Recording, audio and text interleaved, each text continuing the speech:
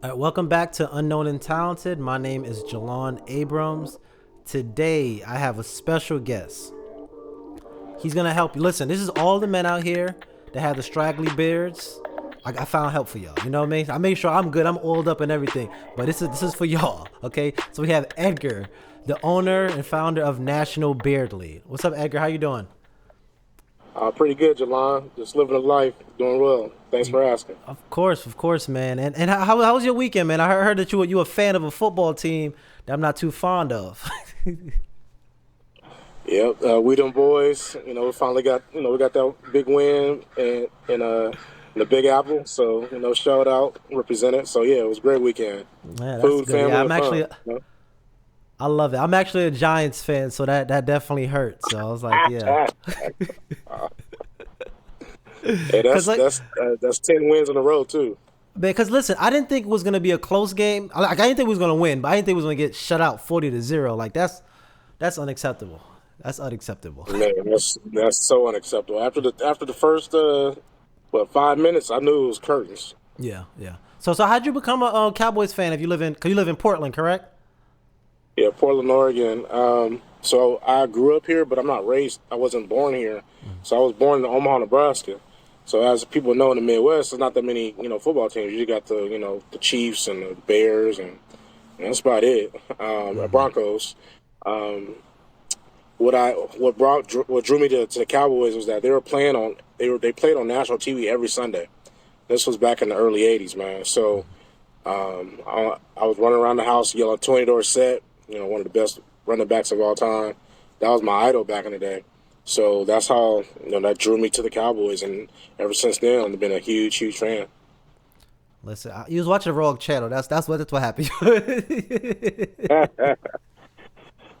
5 rings later. 5 rings later. All right, so this the last. We're not talking about them anymore. We're talking National Beard League. So tell me about your business. How did you actually start it? How I got started was basically with a T-shirt, man. I've always, had the entrepreneurial spirit. I had over 20 years of experience as, sales, customer service, and I was like, man, I've always wanted to, have my own company. I always wanted to design. So I started, back in like the '90s. Everybody was rocking still doing the colorway shoes and everything, but they were also doing the jerseys matching the shoes. So I started designing some jerseys and stuff with different color schemes, and so my mom was like, "Yo, you really good at this." So as I got older, got more, had more backing, had a little more funding to start the business. I said, well, I've always had a beard, especially in my late 20s. So I've been having a beard for almost 15 years now. So I was like, and I've always been into sports, music, and fashion. So I'm like, why not create a league about the beards? We got the NFL league, we got the NBA, we got the NBA league, we got the Major League Baseball. Why not have a major league for the guys who love beards? So I just took that upon myself and designed a logo and put it on a T-shirt. Had a little catchy slogan, below it. I'm sexy and I grow it. And from there on, it took off. So I said, man, I got something here. So once, friends and family started, supporting it, then I started launching it off to the nation and, to my local community. And from there on, I just kept designing shirts, different types of shirts. And then we went on to hats.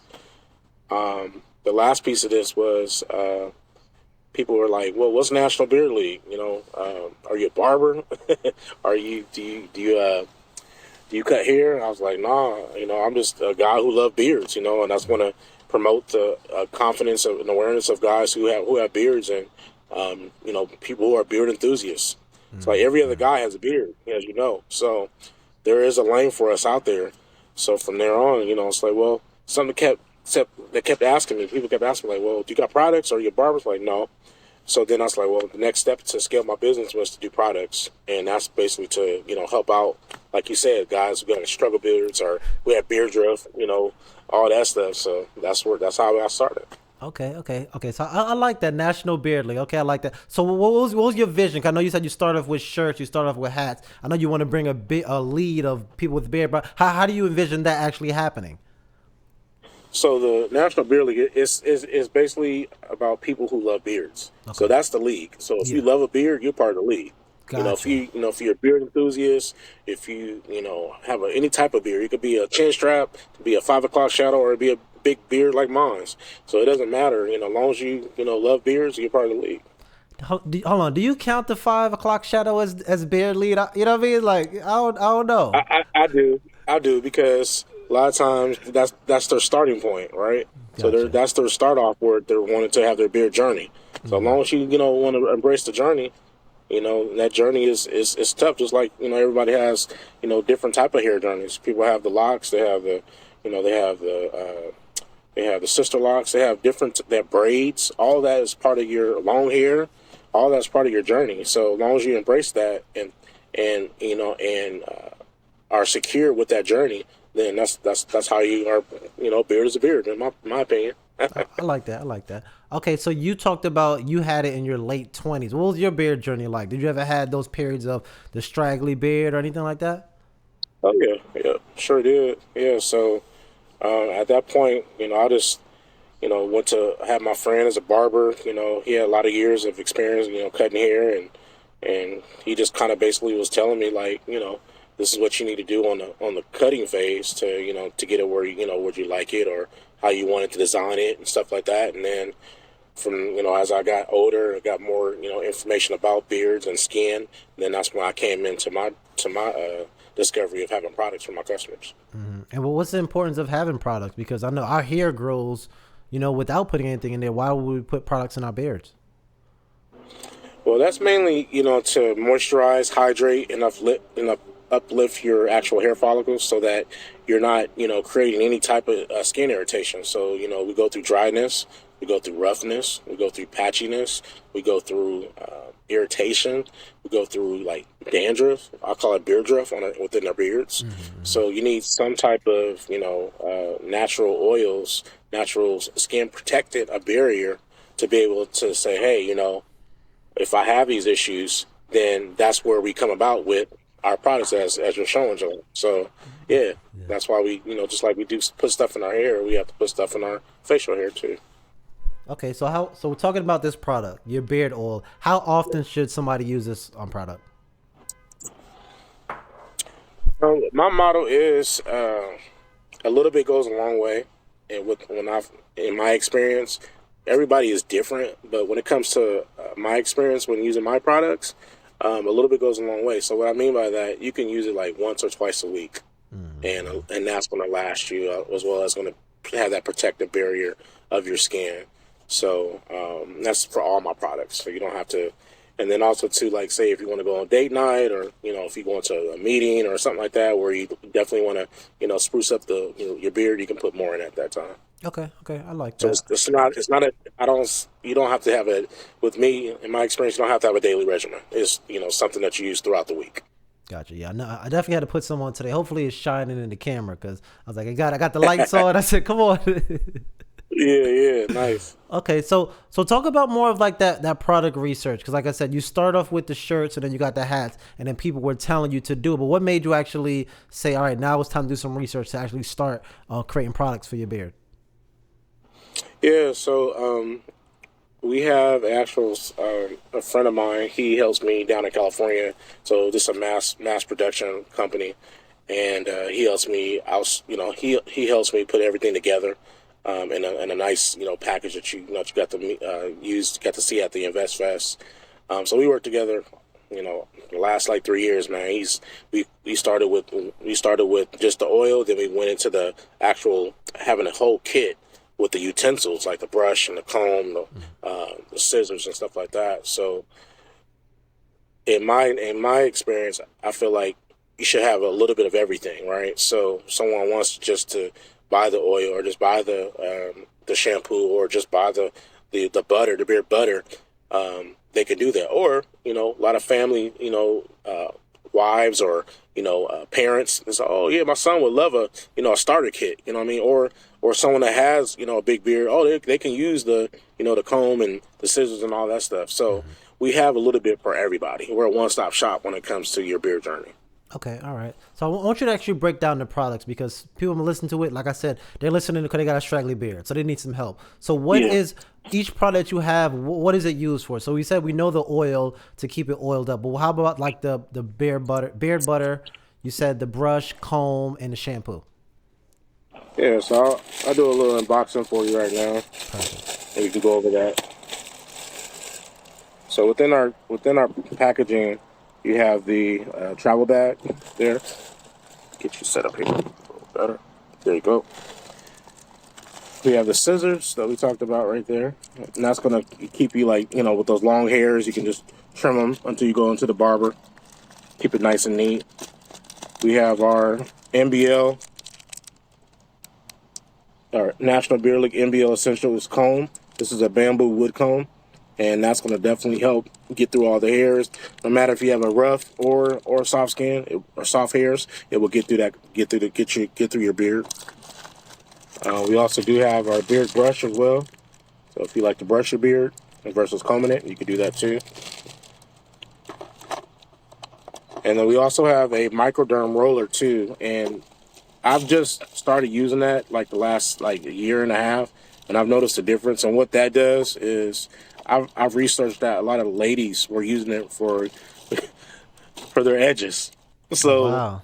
people who have edge control or edge not control, they will use the roller, the derma roller, on their problem areas, which a lot of ladies say is edges. So they'll use it. They'll put a little oil in there and just rub it. And so if you have problem areas with your beard, same thing where you can use that roller, and that's going to help stretch out the hairs and also promote the growth of that problem area you're having with your beard. I like that. Okay. You helping everybody out. Man. You helping the men out, helping the women out, man. I love it. I love it. Yes, sir. So let's start with the first step is the beard wash. Okay. This is an all natural scent, all natural shampoo that's gonna, when you're showering or just, waking up in the morning, couple pumps, put it, get a nice little lather, put it into your beard. Okay. And that's just to help with to cleanse it and also keep all the weather debris, the dirt, the dandruff, and everything out of your beard. Okay. And then we also have the next step would be the beard oil, the beard butter. And with this beard butter, all natural products again, nothing's going to harm the skin. This is basically going to help hydrate and also going to exfoliate the skin so that if you have any problem areas those problem areas may be dryness, patchiness, as well as any type of skin irritation. A lot of guys that try to start to grow out their beard, as we know, we start to get this irritation where we're always scratching our skin, and then we also don't want to keep the journey going because it gets bad. So then you start to get discouraged and cut the beard, right? So this will put that protector barrier over that so that you can continue with your beard journey to the length that you desired of your beard. Okay. And then the last step is our oil. Again, all natural products there. And what this does is it gives the beard a really nice shine. Also, is going to help lay down the hairs, and also makes your beard softer too. So that's it. Gotcha. I love it. And we definitely love a soft beard. I can't be going around with the scratching up, Come on now. So especially men out there, y'all can't be out here scratching up the ladies with your beard. You got to make sure you keep it soft. And on top of that, Jelan, it smells wonderful. So my wife is also a part of the business. She helped me create with the different oils and scents that we have. So she's very sensitive to skin, very sensitive to smell. So we wanted to create something that that's universal, that's not too overpowering. Where I have to lay next to her every night or give her a hug. You don't want nothing that's gonna shock her, like, ooh, take that, what you got on. We don't want that. We want our significant others to embrace and put their hands all through that beard. You know what I'm saying? And want to embrace you. So that's a key element of making sure as a well groomed man you smell wonderful as well, as well as look good. I love that. I do remember meeting your wife at InvestFest, and it's cool that she came with you through the journey. So how was that? How was that experience of having your wife support what you do? Because I'm pretty sure all of us men have a bunch of ideas. A woman might not support everything. So how does it feel for her to come to support you and also come all the way from Portland, Atlanta to go to InvestFest. Yeah, we both definitely have enjoyed this journey. We do, bounce ideas off of each other. She has a legal background, so she helps a lot with the legal ramifications when it comes to setting up contracts or going over different ideas that we have and making sure that they are going to be up and up, as per se. So she helps with that, and then she also helps with a lot of the designs and a lot of different things that I may bring up. And she's like, well, like you said, well, let's not do this time. Let's wait or whatever. So we bounce ideas off each other all the time. Very supportive. I love her dearly, and I wouldn't be able to be here without her. So that support is huge when you have that support from your family, especially from your significant other. Yeah, no, it's definitely fire. So I want to talk about that experience of being at InvestFest, because that's where we actually met. I was walking around checking out different booths, and your booth stood out. No, actually, yes, it did stick out. But what I also liked is that you actually said something to me. So a lot of people, I'm looking at them and also looking at the person, and they're just looking at me. I know one person was just sitting down. And I'm just like, if you see somebody walking around interested, say something. So you actually introduce yourself, introduce your product. And I'm like, that was really cool. So talk about the experience of being at InvestFest. I've been following the EYL brothers, man, for the last like 3 or 4 years. So I've always, been the one for champion, black-owned businesses, and also making sure that we have a platform to showcase our talents, right? So by following their podcast, following their other, Instagram drops that they do, I've learned a lot from those brothers. So once I heard that they were doing the InvestFest, off of listening to all the different investment ideas and different people that bring on different creative talents and different industries, I was like, oh, I gotta be there.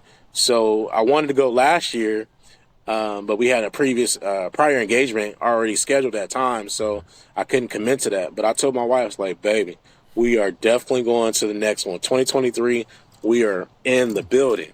So once they dropped the link, and I signed up immediately. I made sure I had my funds available. Nothing was going to stop us this time, because I knew that it was something that was going to, meet great people like yourself, meet other talented artists, other talented business owner, other talented investment people that you never know. Like you said, I've been doing this for a little bit now, so I'm not afraid to go up and talk to people. I'm not afraid to invite them to my space, because I feel like, as someone that has a service or a product, you have to be able to engage with people. You have to be able to showcase how a benefit you can be to them, or a product or service that can use it as a tangible product. So I know I have a tangible product that can help a lot of people. So why not go up to yourself or go up to someone else I don't even know, say, hey, have you heard of National Beer League? Or hey, come check us out over here, just so you know that you acknowledge them, right? So just so you know that they're not, not as important as the next person. Yeah. So you just never know who you might meet. And InvestFest was what Troy and Rashad was talking about.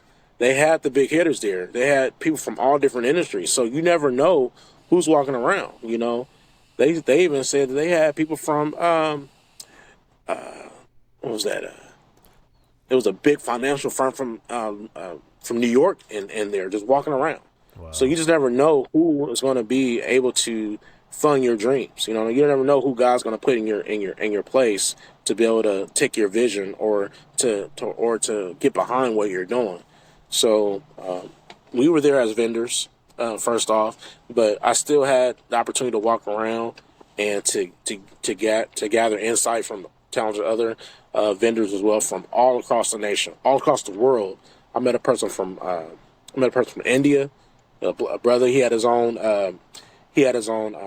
hair company, so he does hair, not as a particular barber or a beautician, but he actually manufactures hair.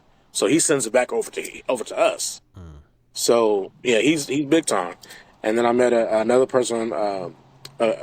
Two guys, they have their own beverage company from Africa, and they were coming over here. So as you can see, there's so many different, reasons to want to be there.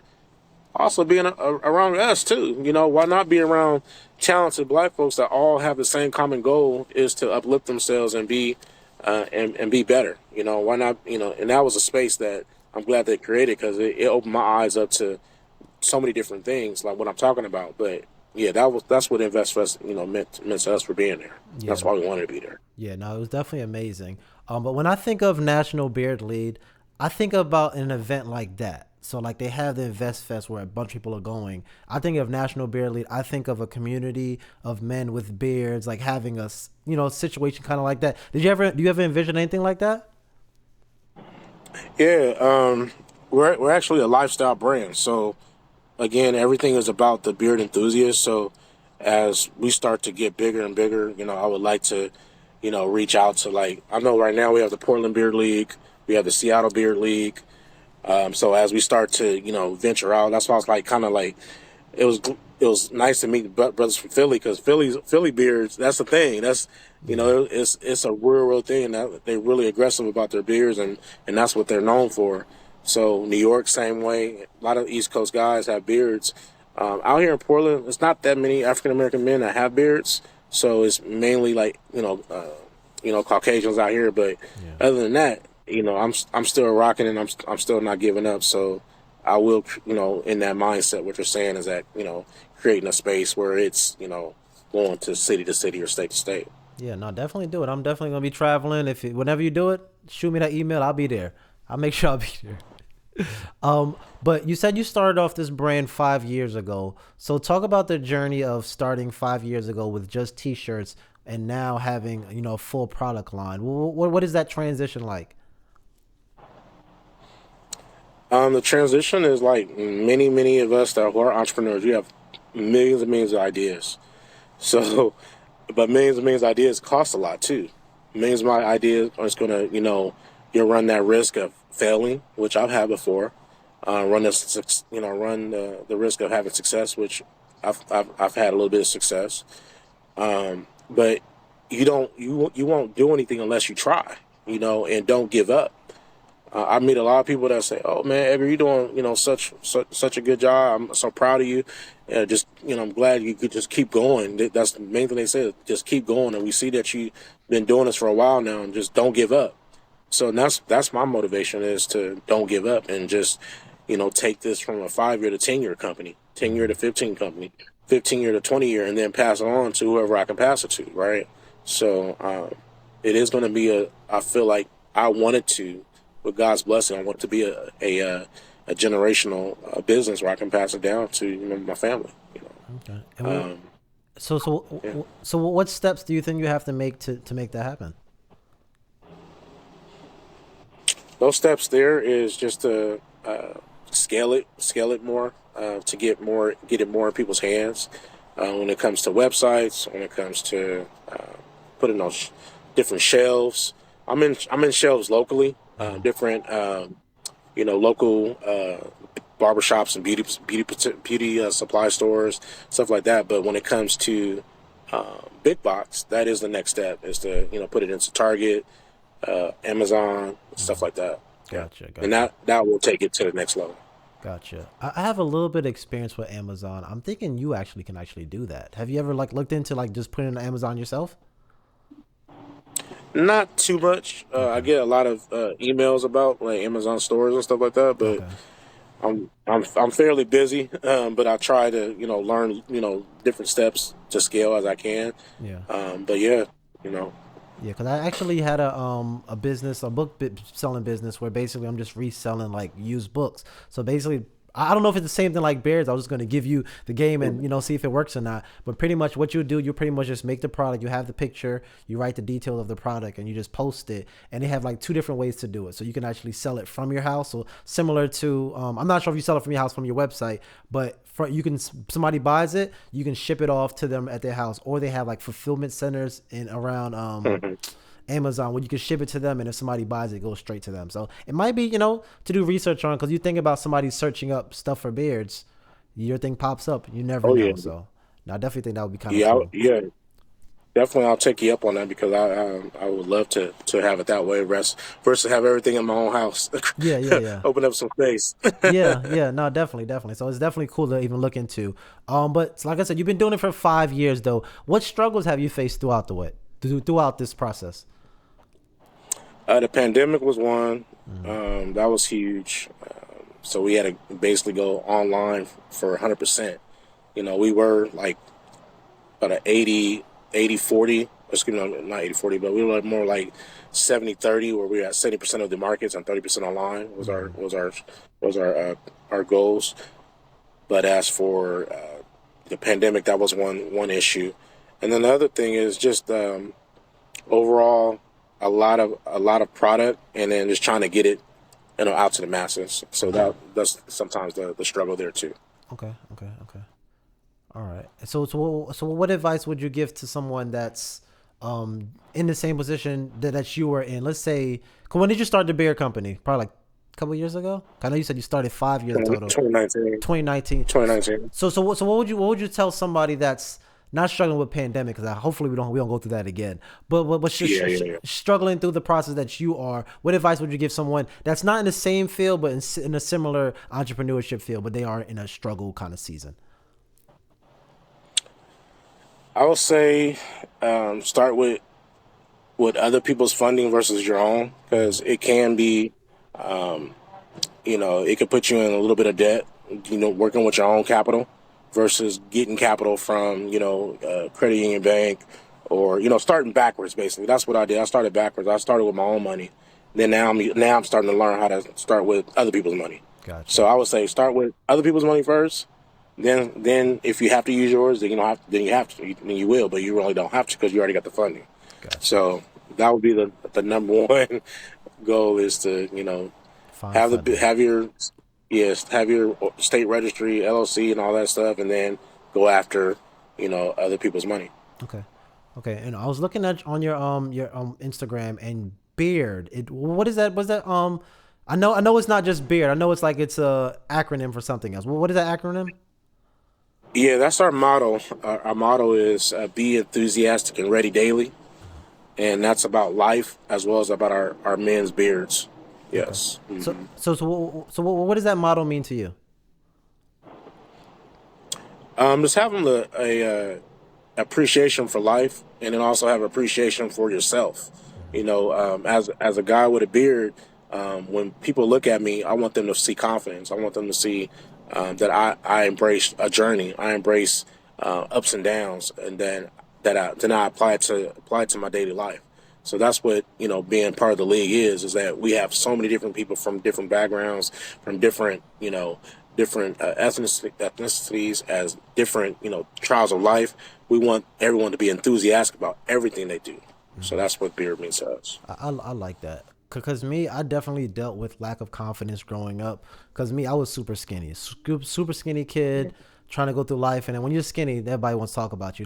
Cause think about when being skinny. Like, people love to say, "Oh, you're so skinny," thinking like, "Oh, this doesn't make you feel bad," but it did make me feel bad at one point. And then walking around doing that. So when I actually worked out and actually built up my body, I felt more confident. So now I can walk confident, upright. So I definitely know the importance of that. Did you ever have a time in your life where you just kind of lacked confidence, and how'd you get over that? I'll say probably in high school. Mm, That's where I was small too, okay. and it was basically because of sports. When I was in playing football and basketball, I was a short, skinny kid, so I didn't have all the accolades or getting attention and stuff like that. So I had to work really hard to get where I wanted to when it come to sports. And so I just started hitting the weights, started eating better, and then like my senior year, that's when it all came to be. And myself, ended up making the all state team, and then also making the playoffs. But that was because I got fed up, and I was like, man, I'm gonna have a good senior year. So Yeah. yeah. Yeah, no, I like that. And the crazy thing about confidence, which I didn't realize when I was this skinny little boy, is that the confidence is always with you. You can always have that confidence. So I'm never not telling the audience, oh, you got to be super big, you got to work out, but your confidence is always with you. I do like how you said that.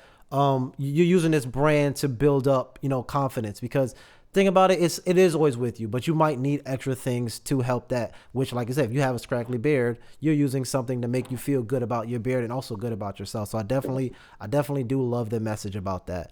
What else? Yeah, so I can't even get it out. So what's next for a National Beard Lead? So we do have, shirts, we have the hats, we have the product. What do you think is next?